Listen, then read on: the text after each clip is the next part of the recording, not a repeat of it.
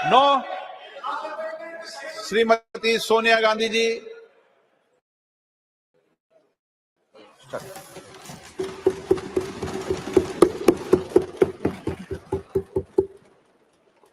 अध्यक्ष महोदय, आपने मुझे बोलने का इजाजत दिया, मैं आपकी आभारी हूँ। भारतीय राष्ट्रीय कांग्रेस की तरफ मैं नारी शक्ति बंधन अधिनियम 2023 के समर्थन में खड़ी हुई हूँ।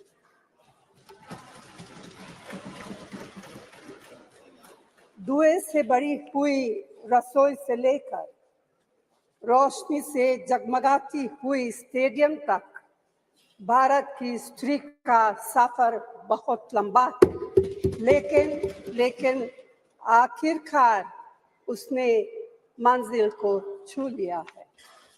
उसने जन्म दिया, उसने परिवार चलाया, उसने पुरुषों के बीच तेज दौड़ लगाई और असीम धीरज के साथ अक्सर खुद को हारते हुए लेकिन आखिरी बाजी में जीतते हुए देखा। भारत की स्त्री के हृदय में महासागर जैसा धीरज है। उसने खुद के साथ हुई बेईमानी की शिकायत नहीं की और सिर्फ अपने फायदे के बारे में कभी नहीं सोचा। उसने नदियों की तरह सबकी भलाई के लिए काम किया है और मुश्किल वक्त में हिमालय की तरह अडिग रही। स्त्री के धैर्य का अंदाज लगाना नामुमकिन है। वह आराम को नहीं पहचानती और तक जाना भी नहीं जानती। हमारे महान देश की माँ है स्त्री, लेकिन स्त्री ने हमें सिर्फ जन्म ही नहीं दिया है, अपने आंसुओं, खून पसीने सींचकर हमें अपने बारे में सोचने लायक, बुद्धिमान और शक्तिशाली भी बनाया है। अध्यक्ष महोदय, स्त्री का मेहनत, स्त्री का गरिमा और स्त्री के त्याग की पहचान करके ही हम लोग मनुष्यता की परीक्षा में पास हो सकते। आजादी की लड़ाई और नए भारत के निर्माण के हर मोर्चे पर स्त्री पुरुष के साथ कंधे से कंधा मिलाकर लड़ी है। वह उम्मीदों, आकांक्षाओं, तकलीफों और घर गृहस्थी के बोझ के नीचे नहीं दबी।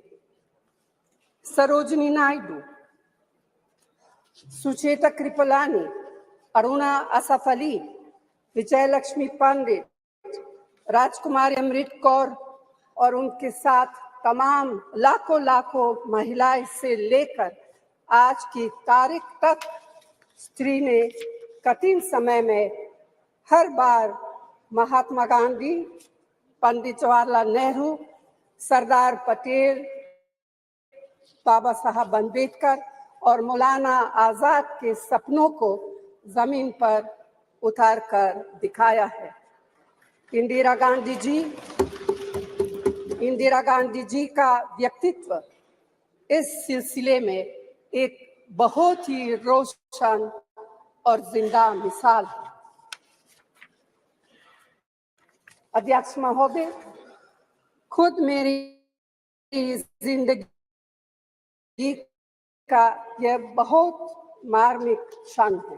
स्थानीय निकायों में स्त्री की भागीदारी तय करने वाला संविधान संशोधन मेरे जीवन साथी राजीव गांधी जी ही लाए थे। उन्होंने लाए थे जो राज्यसभा में 7 वोटों से गिर गया था। बाद में प्रधानमंत्री पीवी नरसिम्हा राव जी के नेतृत्व में कांग्रेस सरकार ने ही उसे पारित कराया। आज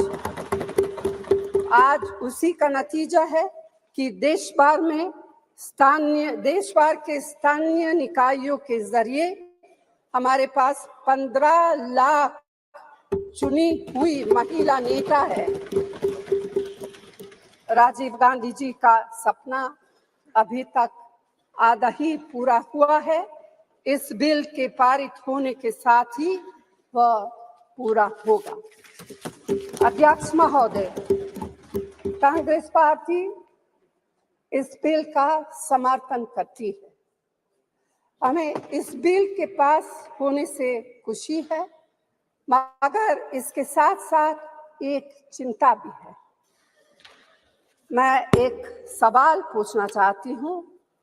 पिछले 13 वर्षों से भारतीय स्त्रियां अपनी राजनीतिक जिम्मेदारी का इंतजार कर रही हैं और अब उन्हें कुछ वर्ष और इंतजार करने के लिए कहा जा रहा है। कितने वर्ष? 2 वर्ष, 4 वर्ष, 6 वर्ष, 8 वर्ष? क्या भारत की स्त्रियों के साथ बर्ताव उचित है? भारतीय राष्ट्रीय कांग्रेस की मांग है कि यह बिल फौरन अमल में लाया जाए, लेकिन इसके साथ ही कास्ट सेंसस कराकर schedule caste, schedule tribe, OBCs की महिलाओं के आरक्षण की व्यवस्था की भी जाए। सरकार को इसे साकार करने के लिए भी जो कदम उठाने की जरूरत है वह उठाने ही चाहिए। अध्यक्ष महोदय, स्त्रियों के योगदान की स्वीकार करने और उसके प्रति आभार व्यक्त करना का यह सबसे उचित समय। इस बिल को लागू करने में और देरी करना भारत की स्त्रियों के साथ घोर नाइंसाफी है। भारतीय राष्ट्रीय कांग्रेस की तरफ से मैं आपके द्वारा सरकार से मांग करती हूँ कि नारी शक्ति बंधन अधिनियम 2023 को उसके रास्ते की सारी रुकावटों को दूर करते हुए जल्दी से जल्दी लागू किया जाए।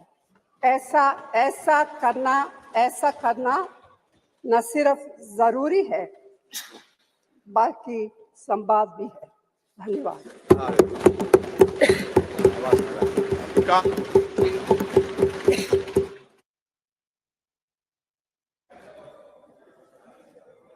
धन्यवाद अध्यक्ष महोदय। मैं अपने पार्टी का और इस देश के माननीय प्रधानमंत्री जी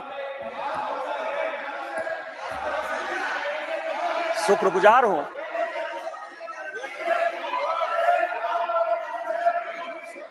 कि इस ऐतिहासिक बिल पर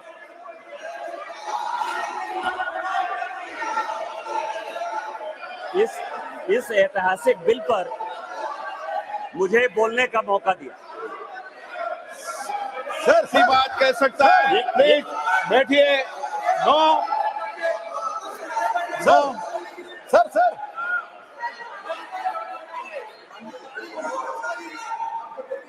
माननीय अध्यक्ष जी, मैं अधीर रंजन जी को इतना पूछना चाहता हूं, क्या महिलाओं की चिंता सिर्फ महिलाएं ही करेगी, पुरुष नहीं कर सकते हैं?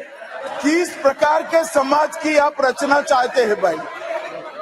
महिलाओं की चिंता, महिलाओं का हित, महिलाओं से आगे बढ़कर भाइयों ने सोचना चाहिए।